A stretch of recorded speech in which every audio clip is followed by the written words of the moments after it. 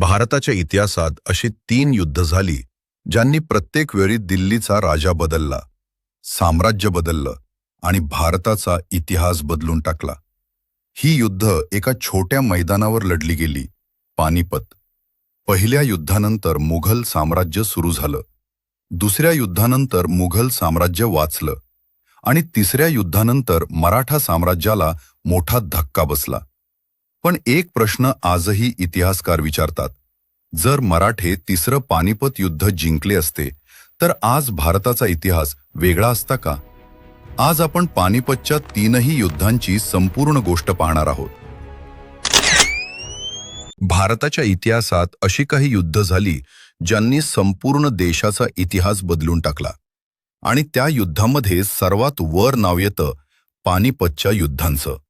पानिपत हरियाणामधील एक साधं मैदान, पण इथे लढली गेली 3 भीषण युद्ध आणि प्रत्येक युद्धानंतर भारताचा राजा बदलला, साम्राज्य बदललं आणि इतिहासाची दिशा बदलली। पानिपतचं मैदान युद्धासाठी का निवडलं जायचं? कारण दिल्लीच्या जवळ मोठं मोकळं मैदान, मोठ्या सैन्याला लढण्यासाठी योग्य जागा आणि उत्तर भारतावर राज्य करायचं असेल तर दिल्ली जिंकणं गरजेचं आणि दिल्लीच्या आधी पानिपत येतं। म्हणूनच पानिपत म्हणजे दिल्लीचा दरवाजा। आता सुरू होतं पहिलं पानिपत युद्ध। सन 1526 दिल्लीवर राज्य करत होता इब्राहिम लोदी, पण त्याचे स्वतःचे सरदार त्याच्यावर नाराज होते। त्यांना लोदी आवडत नव्हता, म्हणून त्यांनी अफगाणिस्तानच्या काबूलमध्ये राज्य करणाऱ्या बाबरला भारतावर आक्रमण करण्यासाठी बोलवलं। बाबर आधीच भारतावर आक्रमण करण्याचा विचार करत होता। भारत श्रीमंत होता, संपत्ती होती, मोठी राज्य होती आणि ही संधी बाबरनं सोडली नाही। बाबर भारतात आला, पण त्याच्याकडे सैन्य कमी होतं, फक्त 12,000 सैनिक, आणि इब्राहिम लोदीकडे होते 1,00,000 सैनिक आणि 1,000 हत्ती। ही लढाई बाबर हारायलाच हवी होती, पण बाबरकडे एक नवीन शस्त्र होतं, तोफखाना। भारतामध्ये त्यावेळेस युद्धात तोफा वापरण्याची पद्धत नव्हती। बाबरनं रणनीती वापरली। त्यानं गाड्या एकमेकांना बांधून संरक्षण भिंत तयार केली आणि मध्ये तोफा ठेवल्या। 21 एप्रिल 1526 पानिपतच्या मैदानावर युद्ध सुरू झालं। इब्राहिम लोदीचं सैन्य सरळ हल्ला करत पुढे आलं आणि बाबरच्या तोफांनी हाहाकार माजवला। हत्ती घाबरले, सैन्य पळू लागलं आणि काही तासात युद्ध संपलं। इब्राहिम लोदी मारला गेला आणि या युद्धानंतर भारतात सुरू झालं मुघल साम्राज्य। हे पहिलं पानिपत युद्ध भारताचा इतिहास बदलून गेलं। पहिल्या पानिपत युद्धानंतर भारतात मुघल साम्राज्य सुरू झालं। बाबर नंतर हुमायूँ राजा झाला, पण हुमायूँ फार ताकदवान राजा नव्हता। त्याला शेरशाह सूरीने हरवलं आणि मुघलांना भारत सोडावा लागला। काही वर्षांनी हुमायूँने परत दिल्ली जिंकली, पण थोड्याच दिवसात त्याचा मृत्यू झाला आणि त्याचा मुलगा अकबर फक्त 13 वर्षांचा असताना राजा झाला। त्यावेळी मुघल साम्राज्य खूप कमजोर होतं आणि ही संधी घेतली हेमू विक्रमादित्यने। हेमू खूप हुशार सेनापती होता। त्याने एकामागोमाग 22 युद्ध जिंकली आणि दिल्ली जिंकून स्वतःला राजा घोषित केलं। आता दिल्लीवर हेमूचं राज्य होतं आणि अकबर आणि बैराम खान पानिपतकडे निघाले। 5 नोव्हेंबर 1556 दुसरं पानिपत युद्ध सुरू झालं। युद्धात सुरुवातीला हेमू जिंकत होता, त्याचं सैन्य मुघल सैन्याला हरवत होतं, पण अचानक एक बाण येऊन हेमूच्या डोळ्यात लागला, तो बेशुद्ध पडला।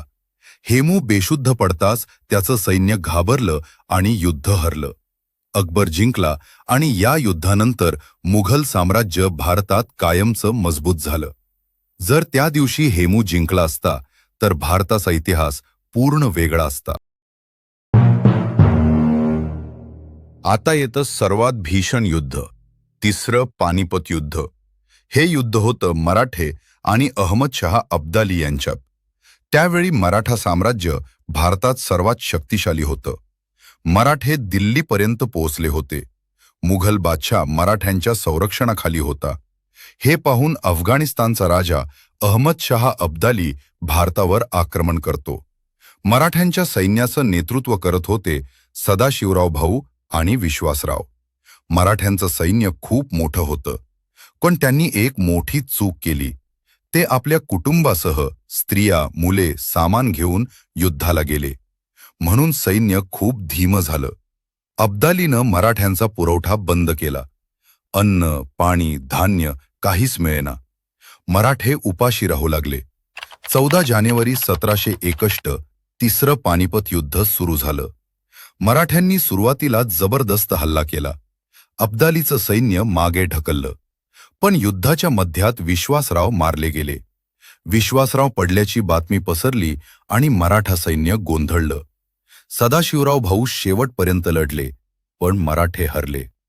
हे युद्ध इतकं भयानक होतं की पानिपतच्या मैदानावर हजारो मृतदेह पडले होते.